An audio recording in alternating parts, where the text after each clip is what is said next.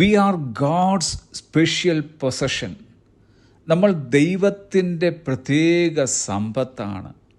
അതുകൊണ്ടാണ് പത്രോസ് അപ്പോസ്തലൻ നമ്മെക്കുറിച്ച് ഇങ്ങനെ പരാമർശിച്ചിരിക്കുന്നത്: 1, തിരഞ്ഞെടുക്കപ്പെട്ട ഒരു ജാതി; 2, രാജകീയ പുരോഹിത വർഗം; 3, വിശുദ്ധ വംശം; 4, സ്വന്ത ജനം.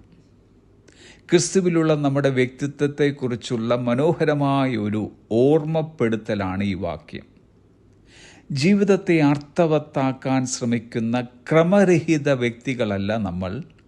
തിരഞ്ഞെടുക്കപ്പെട്ടവരും രാജകീയരും വിശുദ്ധരും ദൈവത്താൽ ആഴത്തിൽ വിലമതിക്കപ്പെട്ടവരുമാണ് നമ്മൾ.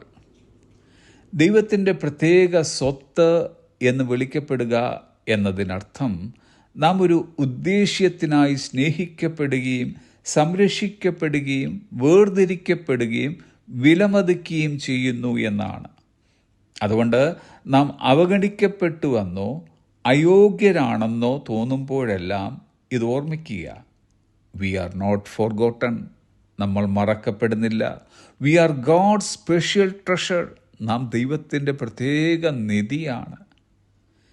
അങ്ങനെ ദൈവത്തിൻ്റെ നിധിയായ നമ്മെ അവിടുന്ന് ചേർത്ത് പിടിക്കുകയും സൂക്ഷ്മമായി പരിപാലിക്കുകയും ചെയ്യുന്നു. യേശു കർത്താവ് ഇങ്ങനെ പറഞ്ഞു, യോഹന്നാന്റെ സുവിശേഷം 10:28 എൻ്റെ ആടുകളെ ആരും എൻ്റെ കയ്യിൽ നിന്ന് പിടിച്ചു പറിക്കുകയില്ല. ഒരു ഡബിൾ പ്രൊട്ടക്ഷൻ എന്ന വണ്ണം കർത്താവ് വീണ്ടും പറയുന്നു, വാക്യം 29, എൻ്റെ ആടുകളെ എൻ്റെ പിതാവിൻ്റെ കയ്യിൽ നിന്ന് പിടിച്ചു പറിപ്പാൻ ആർക്കും കഴിയുകയില്ല. നമ്മെ പിച്ചി ചീന്തുവാൻ, നമ്മെ മോഷ്ടിപ്പാൻ, അറപ്പാൻ, മുടിച്ചു കളവാൻ ഒരിക്കലും നമ്മുടെ കർത്താവ് നമ്മെ ആരുടെ മുമ്പിലും വിട്ടുകൊടുക്കുകയില്ല. നമ്മെ സംബന്ധിച്ചിടത്തോളം നാം ദൈവത്തിൻ്റെ വകയാണെന്നും ദൈവത്തിന് സ്വന്തമെന്നും ദൈവത്തിന് വിലപ്പെട്ടവരും അവൻ്റെ ഒരു നിധിയാണെന്നും മനസ്സിലാക്കി അതിൻ്റെ മാന്യതയോടും ബഹുമാനത്തോടും സ്വയ അച്ചടക്കത്തോടും കൂടെ ആരുടെയും മുമ്പിൽ തല ഉയർത്തിപ്പിടിച്ചുകൊണ്ട് നടക്കുക.